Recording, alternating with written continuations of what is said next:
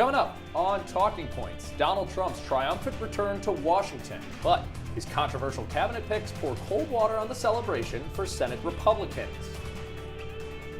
Where we defund and get rid of, abolish the FBI, CDC, ATF, DOJ, every last one of them. Plus, that guy, Matt Gaetz, is Trump's choice to lead the DOJ that he wants to get rid of. But could a House ethics probe sink his chances of getting confirmed? And Elon Musk and Vivek Ramaswamy form a task force to cut government spending. All that and much more. Talking Points starts right now.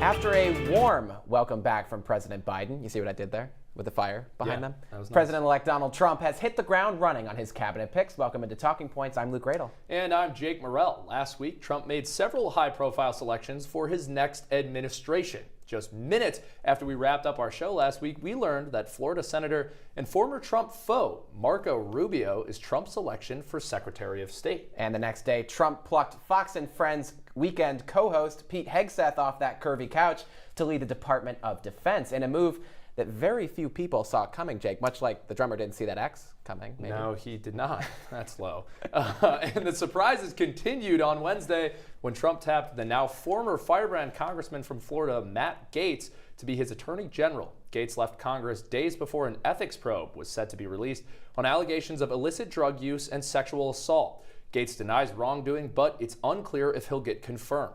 And that pick raised a lot of eyebrows. But to top it all off, on Thursday, Trump rolled out Robert F. Kennedy Jr. as his choice to become Health and Human Services Secretary. Jake, Kennedy is a conspiracy theorist and vaccine critic who has railed against public health institutions in the past, while also holding critical views of big pharma and food manufacturers. Jake, these folks will definitely face an uphill battle in getting confirmed by the Senate. Yeah, they absolutely will. Already seeing a lot of interesting reactions out of Senate Republicans, but we're going to dive into that a lot more later, and I'm really, really excited to discuss all that. Me too. Should be fun. Yeah, it's going to be a good one. Well, the House Ethics Committee will meet on Wednesday to decide if they will release their report on now former Congressman Matt Gaetz ahead of his confirmation hearings as Attorney General. House Speaker Mike Johnson said he's strongly requesting the committee keep their report secret, calling it a, quote, breach of protocol. Last week, a lawyer who represents the woman who said she had sex with Gaetz while she was underage called for the report to be made public. And joining me now is a retired lobbyist of the Republican persuasion out of Florida, Mac Stipanovich. Mac, thank you so much for joining us and taking the time. I really appreciate it. My pleasure. Anytime. So I want to get a sense from you of what your overall read is of these current Trump cabinet picks. You joined Republicans for Harris. You describe yourself as a never Trump Republican, but he has made some choices of some folks in your home state. What's your reaction to the pick so far? Well, it depends on the pick. Marco, who I know, is certainly a plausible choice for Secretary of State, even though he's turned into kind of a reek since 2016. Waltz is okay for the post he was picked for. Susie Wiles is very, very competent as Chief of Staff. It remains to be seen if she'll be a good Chief of Staff, because great campaign managers are not always good Chiefs of Staff. I was a decent campaign manager back in the day, and I was probably one of Florida's 3 worst Chiefs of Staff. So it doesn't always translate. Matt Gaetz, on the other hand, is horrible. I agree with John Bolton, who said it may be the worst cabinet nomination in the history of America. You do have a bit of a closer relationship, though, as far as I understand, or at least you did at one point with Matt Gaetz, the nominee there for Attorney General. Did you tell me that you took him out on your fishing boat? Yeah, Matt's from over in the Panhandle, and I, for 20 years, I had a place in Destin there in the Panhandle between Panama City and Pensacola, where I kept my boat. And that was the area that, like I said, Matt came from, where he was elected to the Florida House from, and where he ended up until a few days ago being the congressional representative for. And so, I lobbied him. I would have lunch with him from time to time, and I took him fishing offshore on my boat one time. So, What was yeah, he I know. like? I mean, we're obviously getting a sense now of some of his infidelities and various personal matters. Did you get a sense of that in your time with him? Yeah, Matt is. I mean, make no mistake about it. Matt is. He's a very smart guy. Yeah. You talk about him being a smart guy. He did actually resign from Congress a few days before there was expected to be an ethics report released on some of those allegations. Do you expect that we'll end up seeing that ethics report either publicly or if the Senate will see it before his confirmation hearing? I cannot believe that they will be able to keep that secret. I mean, you're talking about a guy who, who's been nominated to be Attorney General of the United States. Everybody on the planet knows that there is a multi-year investigation that has come to fruition, that is in writing, that is sitting there with findings about his behavior with drugs, his showing nude pictures on the House floor allegedly, his sex with underage women.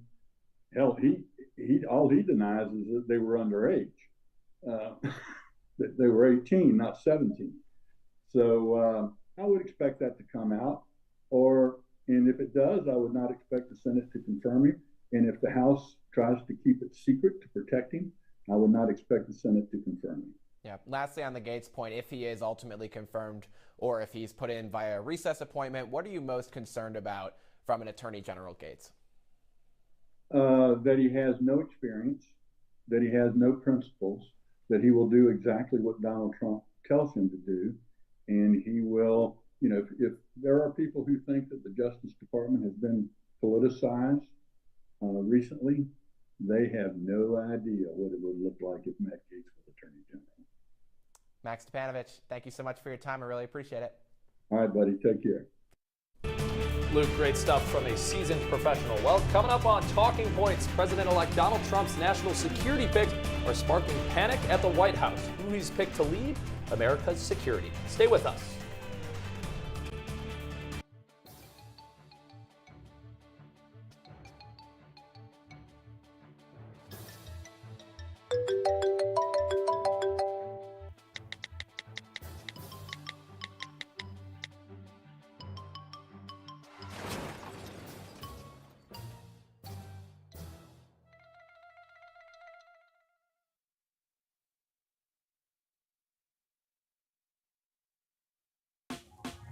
Last week, Brandon met a girl on a dating app.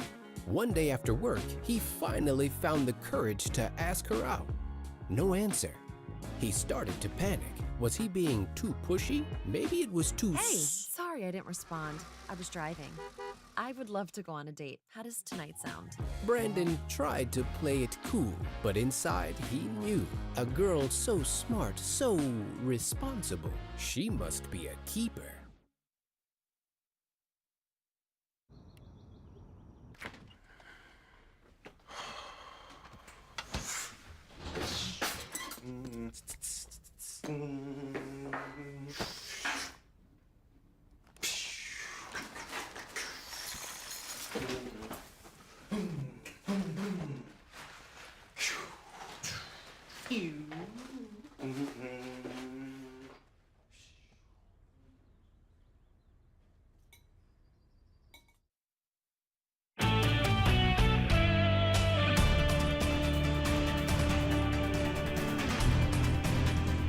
Welcome back into Talking Points. We have some breaking news as President-elect Donald Trump just announced that he is nominating former Congressman Sean Duffy of Wisconsin as Transportation Secretary.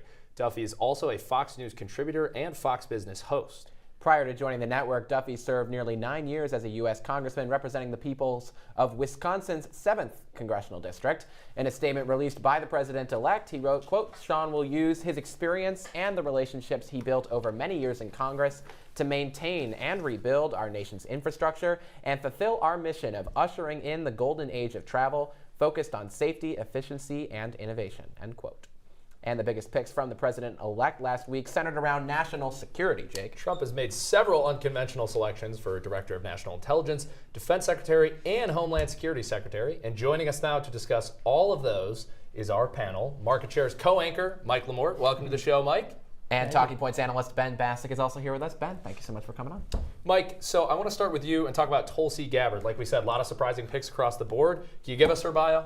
Yeah, absolutely. Gabbard has an extensive resume, one without intelligence experience. As many political pundits were quick to point out, she's a veteran, definitely served 2 decades in the military, deployed in Iraq with the National Guard. Definitely a lot of military experience from her there.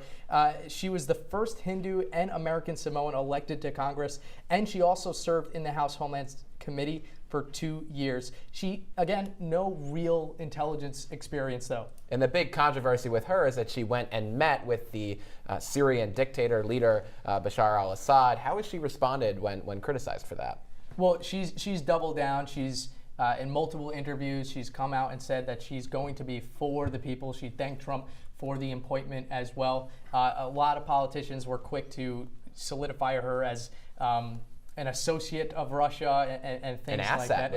An asset specifically. But she has repeatedly criticized the war in the Middle East. She said that the U.S. involvement, which many consider a wild claim, that the U.S. involvement kind of destabilized that region in its entirety because, again, of U.S. involvement. So she's definitely quick to criticize. Jake, she also said that she wanted to solve the Russia-Ukraine war by using the spirit of aloha. So I'm not sure. Yeah, an important note on that criticism. She's criticized every presidential administration about the Middle East, but she's sharply criticized Trump on that. And it is also important to note that she's not linked to the Kremlin with any evidence, but Russian state media calls her their girlfriend. They seem to love her, and it seems that they share the same worldview, apparently. Yeah, and I think what's interesting here is that I don't even think we should have a candidate put forward who is sympathizing with Russia at this point, putting her in charge of this position. I mean, she's come out and blamed Ukraine, saying they have bioweapon labs in Ukraine. This is a public project that has been there to remediate diseases going forward. It has nothing to do with the military, and this was justified by Russia to invade Ukraine going forward. Yeah, but I have to stop you there because you're saying that she sympathized with Russia.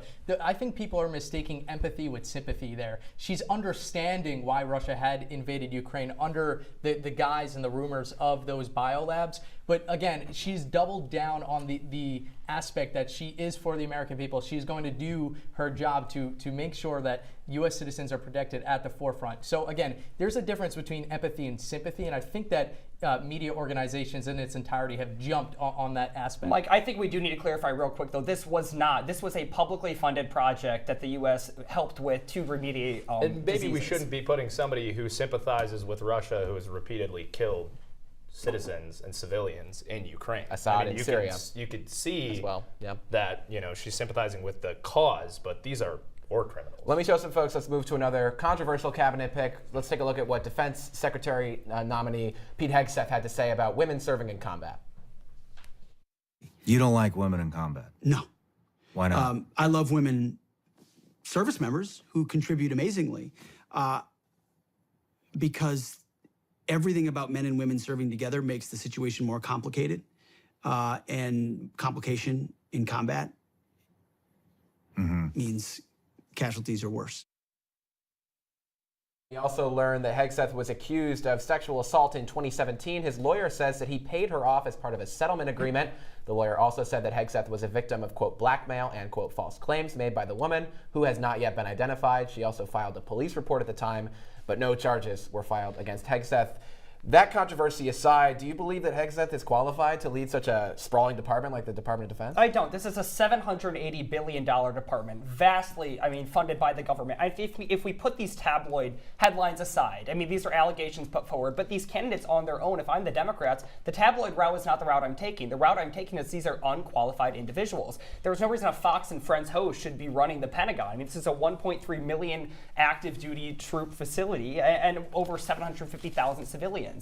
He has no experience in this organizational role in a regulatory agency. We have to give him credit. He was a service member. That should be honored. That should be respected. And I'm not discounting his military experience, but he has no role on that regulatory level. And I'll correct the record. He's not a Fox and Friends co-host. He's a Fox and Friends weekend co-host. Oh, forgive just me. for the record. Yes, Luke. Sorry. Mike, what's your response? Well, I think you bring up good points. Again, no direct experience in this area, but to just call him a Fox and Friends weekend host, as you say, does no justice. We do need to recognize that he has extensive service of over 2 years, which he'll bring with him. But there's multiple support from Republican senators that have come out, like Tom Tills of North Carolina. You know, he has a mixed reaction to it. He calls it interesting. He's looking forward to learn more about him. But that alone, that comment alone, shows that the Senate is going to be taking these appointments seriously to verify that they are good for the position. Well, and one last note on this: the Defense Department has yet to pass an audit in several years. Maybe having some outside leadership, whether from the curvy couch or not, will be able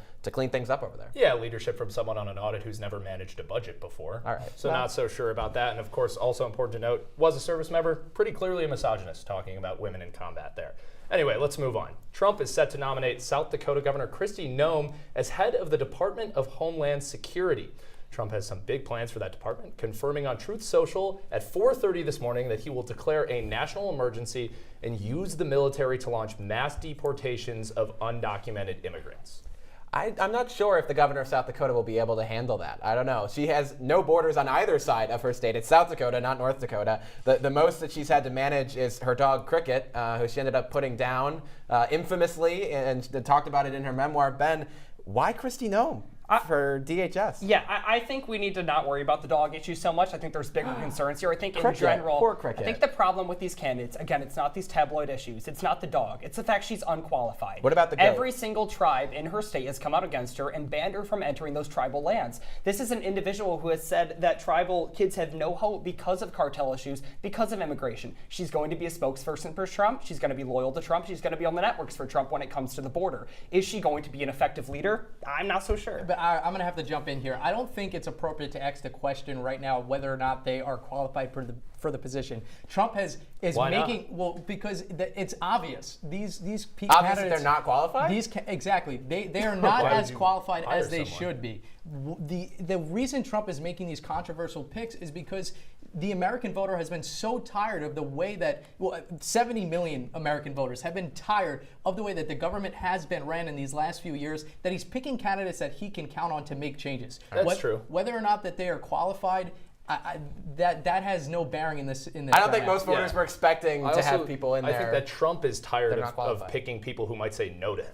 That's the common denominator. He's putting lot of loyal. them. He's All putting these loyal. people are just yes people. Exactly. He's choosing loyalty right now over experience. Whether or not that's the right answer, we will see, and the Senate, of course, has to decide. Guys, thank you very much. President-elect Donald Trump nominated a lot of close aides with his cabinet picks, including some folks like RFK Jr. Joining us now to discuss is our Drew Matiasek. Drew, where's RFK going to end up? Well, Robert F. Kennedy was just nominated as to lead the Department of Health and Human Services, but he's had a little bit of controversy in his past. He spent his life as an environmentalist lawyer, cemented his legacy in New York for his efforts to clean up the Hudson River. But this is the part that's a little controversial. He's been criticizing United States public health response and received a larger following during the COVID-19 pandemic when he released a book entitled The Real Anthony Fauci, where he claims to expose Big Pharma, Dr. Fauci, Bill Gates, and the global war on public health. Now, during his campaign, Kennedy was and still is adamant that he is not anti-vaccine, despite statements like these. You have gained notoriety for your skepticism about vaccines. And over the summer in an interview, you said, quote, "There's no vaccine that is, safe and effective." Do you still believe that? I never said that. So stop me. We have the clip. Please play the clip. Play the whole clip. You've talked about that the media slanders you by calling you an anti-vaxxer. And you've said that you're not anti-vaccine, you're pro-safe vaccine. Difficult question. Can you name any vaccines that you think are good? I think some of the live virus vaccines are probably averting more problems than they're causing. There's no vaccine that is, safe and effective. Not only has RFK gone after vaccines, but he's also been targeted by House Democrats for previous unsupported claims he has made about the COVID-19 pandemic, such as the virus targets Caucasians and African Americans, while Jewish people and Chinese people are immune to the virus. RFK has also taken a staunch stance against fluoride being in our public water supply, writing on X that the Trump administration will take fluoride out of the water supply, calling it an industrial waste. RFK has also taken a stance against ingredients in everyday foods, citing a popular image comparing the ingredients in Fruit Loops in other countries compared to the ingredients in American Fruit Loops. And talking about his problems with seed oils currently in McDonald's burgers and fries. However, over the weekend, Donald Trump Jr. posted this picture on X of RFK Jr. eating McDonald's with Donald Trump and other advisors aboard Trump Force One to the UFC event in Dallas, which begs the question of what RFK Jr. will really do if confirmed to head the HHS. Luke and Jake, back to you. Pretty wild photo there, Drew. Thank you very much. Coming up on Talking Points, Republicans losing votes in the House as Trump continues to add to his cabinet. How our buddy Speaker Mike Johnson has reacted to the changing makeup of the cabinet in recent days. Jason, what? Let's go see your room.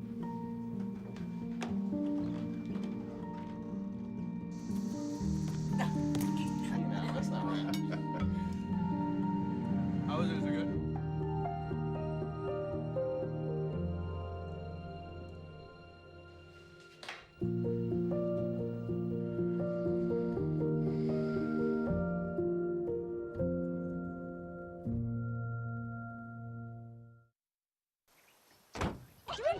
They'll test you. Try to break your will.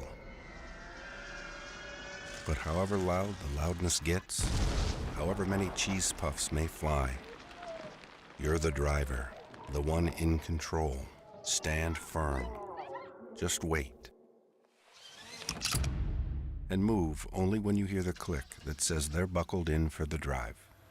Never give up till they buckle up.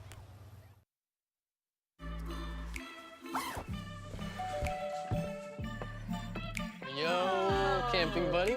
Okay, you guys ready? Dude, I thought you were driving. I thought you were driving. Oh, I never said I was driving. I definitely can't drive. Okay. If you're high, just don't drive. It's illegal everywhere. If you feel different, you drive different.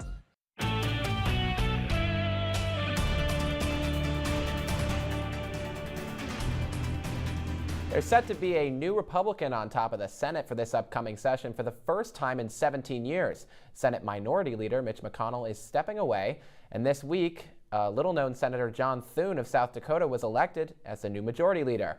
Our Alex Burstein joins us now in studio. Alex, what can we expect to see out of Thune, and who is he? Yeah, Luke, of the three people who ran for this position, Thune might be the least loyal to President-elect Donald Trump. His two opponents were John Cornyn of Texas and Rick Scott of Florida. And after 2 rounds of voting, Thune was elected to the leadership position by a 29-24 margin over Cornyn in that final round.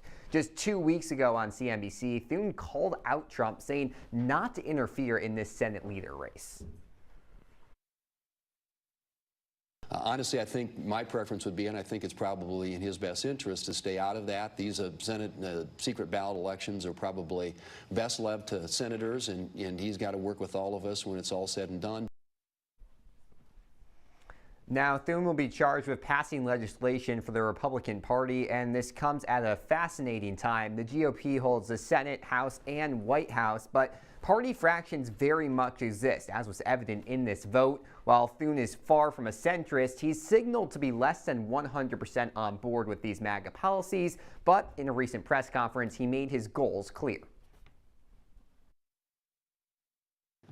The American people have loudly rejected the failed policies of the Biden, Harris, Schumer agenda. And this Republican team is united. We are on one team. We are excited to reclaim the majority and to get to work with our colleagues in the House to enact President Trump's agenda. Navigating those referendums, though, may be proved to be hard depending on how much GOP support can be rallied up. The first major test is going to be these cabinet confirmations, which are currently being seen as a loyalty test to a degree, guys. Alex, I think I'm going to ask the question on everyone's mind here, but what impact does this have on those cabinet confirmations? Yeah, well, the big 2 words being floated around right now are recess appointments. And what that means is when the Senate is on recess, Trump could potentially appoint people into his cabinet that wouldn't have to be confirmed at that point. And earlier this week, this is what Thune had to say about that. All options are on the table, including recess appointments. Hopefully it doesn't get to that, but we'll find out fairly quickly whether the Democrats want to play ball or not. And I think part of it is getting these folks. We'll start having confirmation hearings as soon as the new Senate is sworn in January. President takes the oath of office January 20th. By the time he takes the oath of office, hopefully a lot of those nominees will be through their confirmation hearings and will be ready to act on them on the Senate floor. Alex, let's dive into that relationship a little bit more. Can you tell us more about his relationship with Trump? Yeah, I mean, they obviously didn't have a super close relationship, but things got complicated in 2020 when Thune said in December that the election was over, as most people realized that this wasn't going to be changed. Obviously, then President Trump was not happy about that, called him out on Twitter, and then things got interesting in 2022 when Trump actually called for Kristi Noem, who we were talking about earlier, to run for that Senate seat against Thune. He wanted her to unseat. That ended up not happening, but they have a very mixed relationship, and it's going to be interesting to see how they can work hand in hand now on top of the Senate and the White House.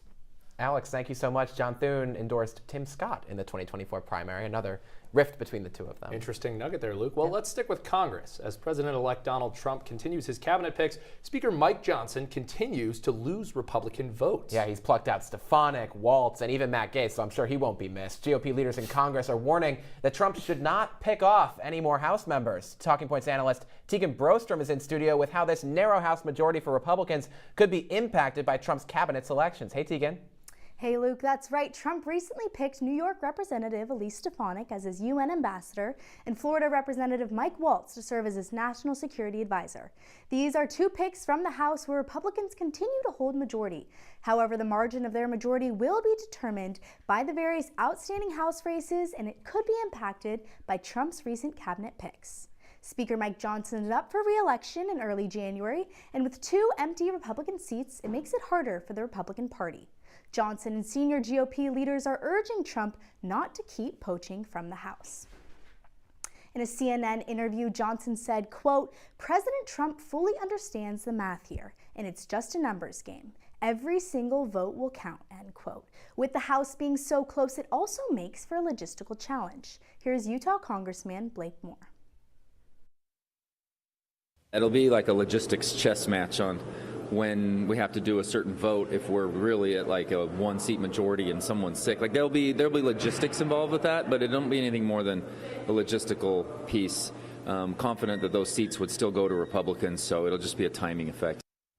Like Moore said, both Waltz and Stefanik represent strong Republican districts, so it's not likely that the seats would switch parties, but they won't be filled right away. And this makes it especially close for Johnson's re-election in January.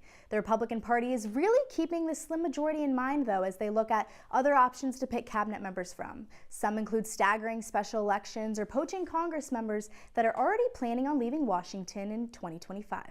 Guys? Tegan Brostrom, thank you. We'll be right back.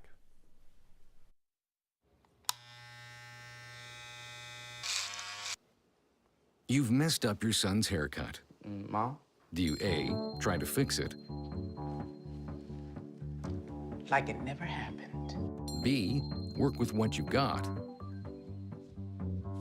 Or C, show solidarity? Thank you, baby. As a parent, there are no perfect answers. But you don't have to be perfect to be a perfect parent. Thousands of teens in foster care will love you just the same. Looking for these? You drive buzzed. It could be one very expensive ride. First, you gotta make bail. Then pay me to get your car back. Your insurance premiums will go through the roof. And my legal fees just keep adding up. All told, it could end up costing you $10,000. Buzzed, busted, and broke. Because buzz driving is drunk driving. 1 in 3 adults has pre-diabetes. That means it could be you, your favorite brother, your other brother, you, your football buddy, your football buddy, you, your plumber, Breathe right into your foot. your plumber's masseuse, Yes. you, your dog walker, your cat jogger. With early diagnosis, pre-diabetes can be reversed. Take the risk test at doihaveprediabetes.org.